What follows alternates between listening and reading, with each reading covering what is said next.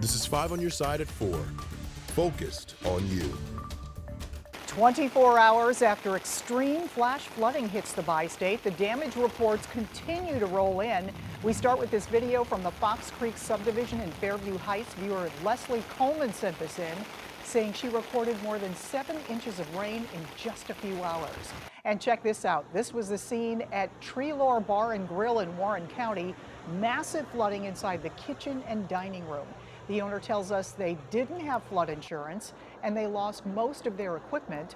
If they are able to reopen, it will likely be in a new location. And in the town of Nashville, Illinois, about 8 inches of rain fell in a matter of hours, causing the reservoir to overflow the dam. Good evening, I'm Kay Quinn. Brent Solomon is on assignment. Residents have spent the day cleaning out their basements. 5 on your side's Laura Barcheski is in Nashville checking in on the massive effort. The Nashville Public Works Department says while there's no longer an immediate threat from the town reservoir, they have to wait for the rain to stop for several days and this area to dry out so they can make the necessary repairs to the secondary dam. Crews were able to repair the roads that got washed out. The Public Works Superintendent says the secondary dam worked exactly as it was supposed to. It's made of natural materials that are meant to break away gradually to prevent water from flowing too fast and breaking the main dam. They say the most damage happened to a handful of homes and 2 businesses in the floodwater path.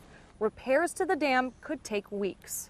A lot of handwork because it's made, it's made to fail, so it's a lot of clay and different levels and hand tamping, and it's very involved. If you have damage to your home or your property, you can call and report that to the Washington County Emergency Management Agency at 618-327-4800. Reporting in Nashville, Laura Barcheski, 5 on your side. The flash flooding is responsible for the deaths of this Alton couple. Rescue crews found the bodies of Terry and Carolyn Dooley near Piasaw Creek in Jersey County. The Sheriff's Department says floodwater swept away the car they were in.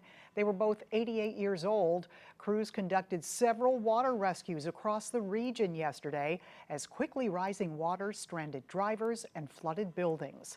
Flood relief efforts also underway in St. Clair County after heavy rainfall tore through several towns. County officials now assessing the damage and calling on state and federal governments to sign a disaster declaration. 5 on your side's Megan Kernan has been in the Metro East all day long. She joins us live in Belleville to show us how flood victims can get help. Megan? Okay, where I'm standing at right now inside the Belle Claire Fairgrounds in Belleville was filled with up to 18 inches of water yesterday. Crews have been here all day today cleaning up the mess more than a day later. Now, county officials have declared a disaster after record flooding impacted almost every area in the county. Up to 8 inches of rainfall fell in parts of St. Clair County, and the heaviest rain fell in the Shiloh area. First responders rescued several dozen people from the water all the way up until 11 o'clock last night.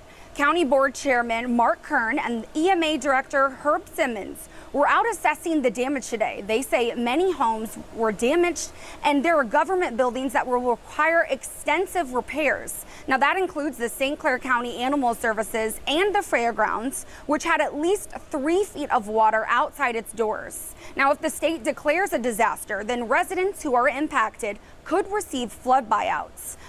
I mean, there were areas that flooded yesterday that in all my 71 years, I've never seen it flood, like the fairgrounds. I've been going there for a long, long time and never seen it to where we couldn't access. We had to access it by boats yesterday. I've been out this morning assessing areas that we couldn't drive through yesterday, and today it's dried up. But in the meantime, it's a disaster. Now, by noon today, They had over 500 flood victims reach out for help, and they expect that number to continue as the days go on. Now, officials say that they are hopeful that the state will declare the county a disaster. Governor J.B. Pritzker called yesterday to make sure that they had everything they needed. Thankfully, there were no serious injuries or deaths from the flood. Now, if you are a flood victim in St. Clair County, you can fill out a form, and you can find that on the county's EMA Facebook page. Live in Belleville, Megan Kernan, 5 on your side. Now, and we can look forward to a few days of sun. Need time to dry out. Here's a live look at downtown St. Louis.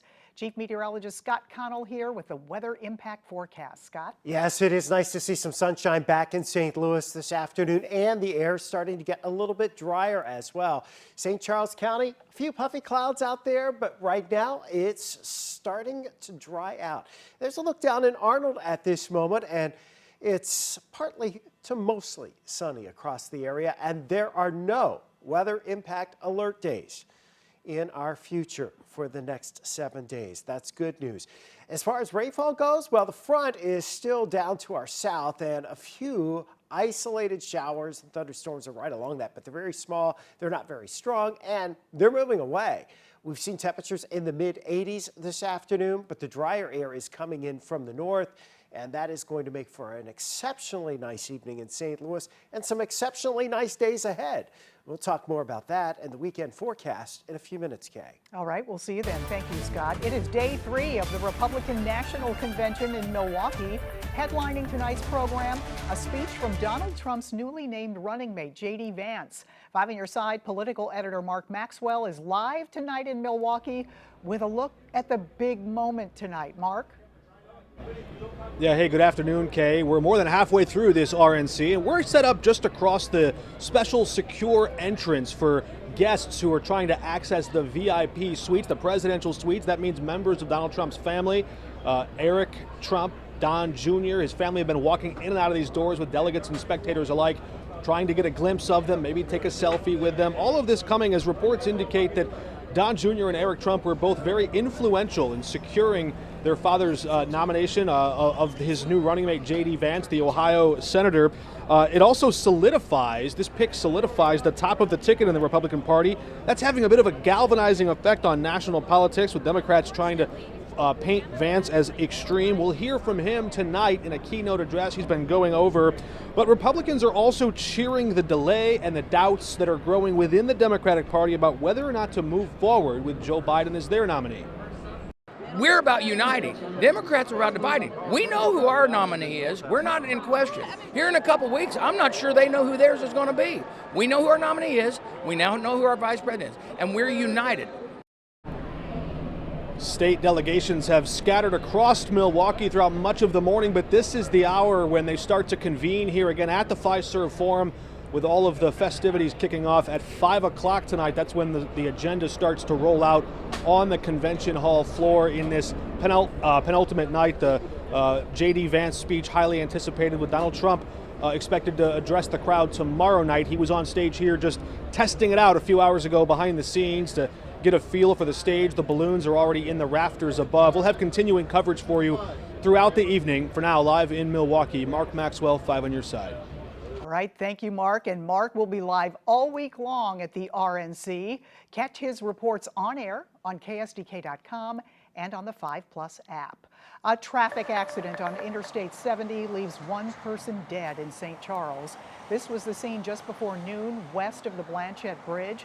The crash involved a semi-truck and 2 other vehicles. According to the Highway Patrol, the victim was ejected from one of the vehicles. The westbound lanes were closed for at least an hour.